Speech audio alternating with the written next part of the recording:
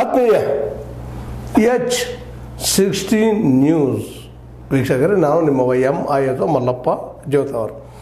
ಈ ಸಂದರ್ಭದಲ್ಲಿ ಒಂದಿಷ್ಟು ಸಂತೋಷ್ ಲಾಡ್, ನಿಮಗೆ ಗೊತ್ತಿದ ಕಾರ್ಮಿಕ ಮಿನಿಸ್ಟರು, ವಿಶೇಷವಾಗಿ BJPಯನ್ನು ಟೀಕಿಸುವಲ್ಲೇ ಮುಂದಾಳು ಯಾವಾಗಲೂ.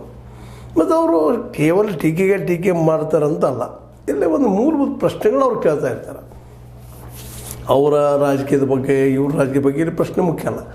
ಮುಖ್ಯ ಇರೋದು BJPಯ ದೋಷಗಳನ್ನು.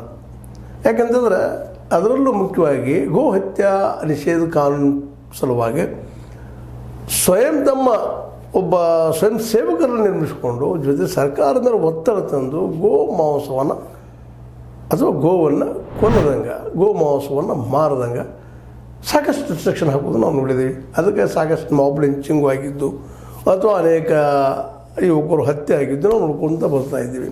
ಆ ದಿಶೆಯಲ್ಲಿ ಸಂತೋಷ್ ಲಾಡ್ ಅವರು ಇವತ್ತು ಪ್ರಶ್ನೆ ಮಾಡ್ತಾ ಇದ್ದಾರೆ. ಅಲ್ರಿ, ಜಗತ್ತಿನಲ್ಲೇ 2ನೇ ನಂಬರ್ ಗೋಮಾಂಸವನ್ನು ರಫ್ತು ಮಾಡೋದೇ ಭಾರತದ, ಇವತ್ತಿಗೂ ಅದು. ಮತ್ತು ಭಾರತದಲ್ಲಿ 20 ರಾಜ್ಯಗಳಲ್ಲಿ BJP ಸರ್ಕಾರ ಅದ. ಇಷ್ಟೆಲ್ಲ ಇದ್ದಾಗೂ, ಸರ್ಕಾರ ಅವ್ರ ಕೈಯಾಗಿದ್ದಾಗೂ ಈ ಗೋಮಾಂಸ ರಫ್ತು ಯಾಕೆ ಕಡಿಮೆ ಆಗಿಲ್ಲ?